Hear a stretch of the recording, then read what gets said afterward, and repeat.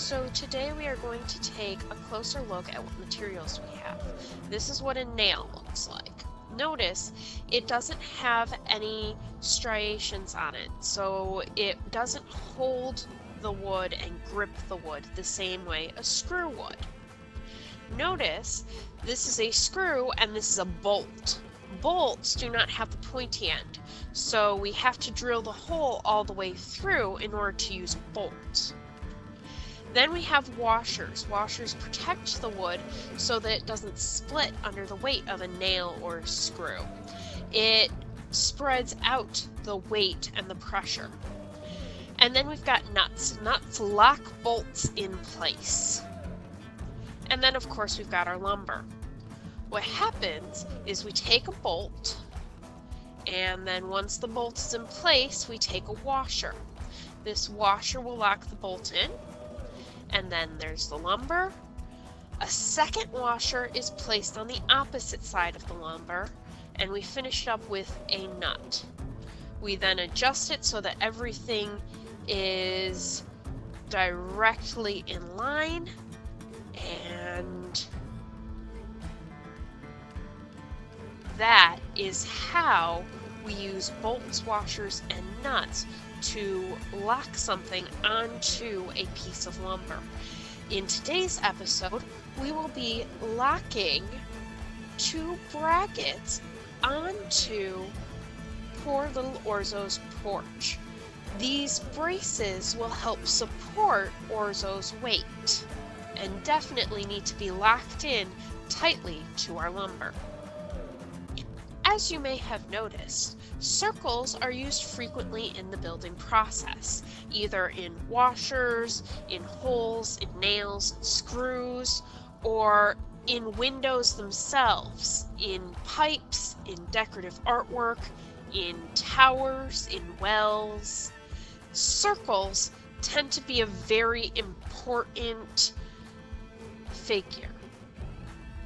Because they are so important, mathematicians have decided to somehow translate that to graph paper. Now, we will not be using the y equals mx plus b with the slope and the y-intercept. We're not going to be using that equation.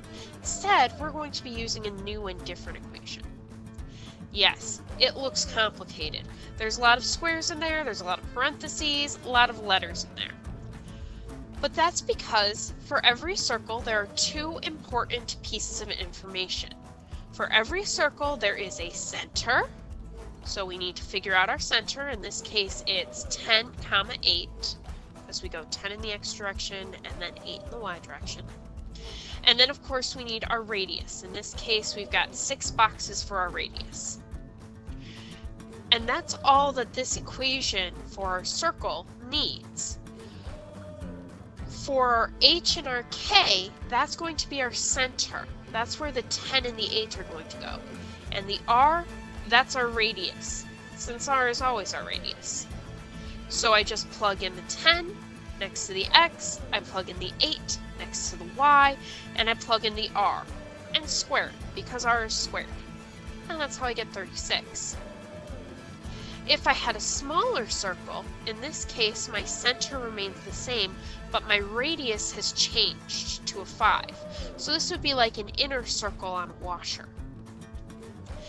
That keeps the 10 near the x and the 8 near the y, but now r squared is 25 instead of the 36, because 5 squared is 25. Shifting the circle over would then just change our center. So now, next to the x and the y, our numbers are going to change, but our r should stay the same. So next to our x is 13, and next to y is 9, and it equals 25, because r squared equals 25. And that is how we would graph a circle.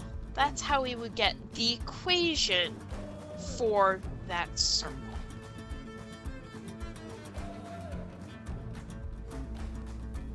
Here, Papa Izzo is cutting the uprights. This will hold the roof in place. Notice he needs to cut the uprights at that 5-degree angle so the roof is held at the correct angle.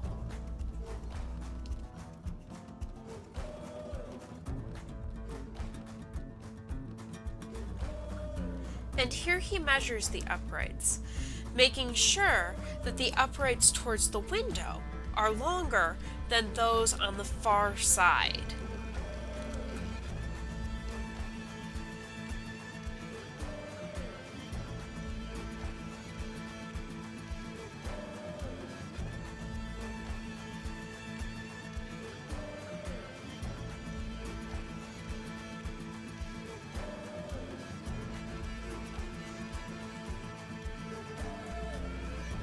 And here it is in chipmunk mode.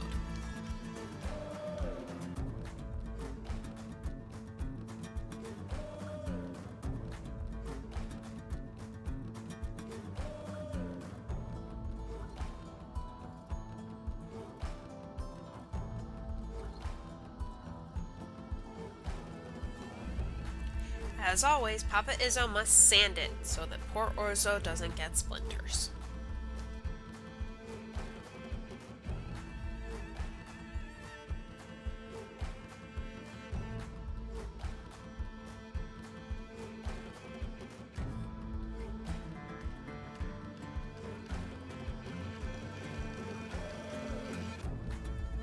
Finally, it's time to fix the uprights in position.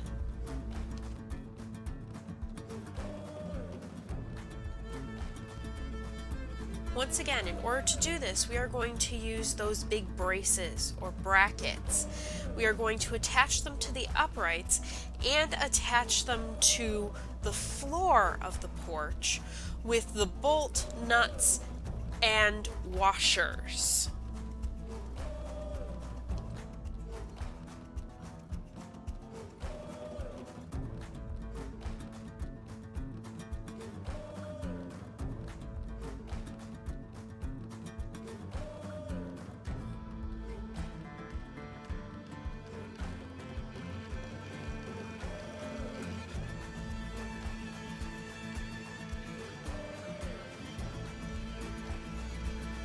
Even in chipmunk mode, it's a long process, but it is a necessary process.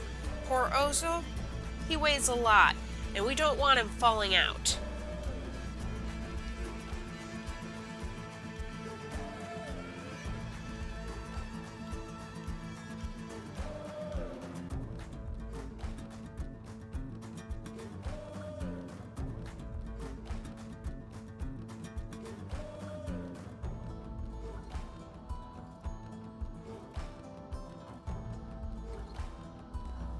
The back supports are not as structurally important as the front supports, so they won't need the fancy braces.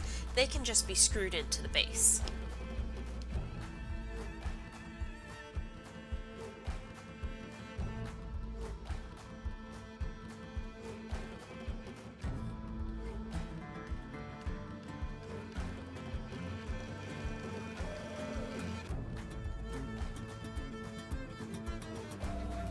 With a little adjustment to the back supports, Orzo's porch is finally almost ready. At least the skeleton is in place.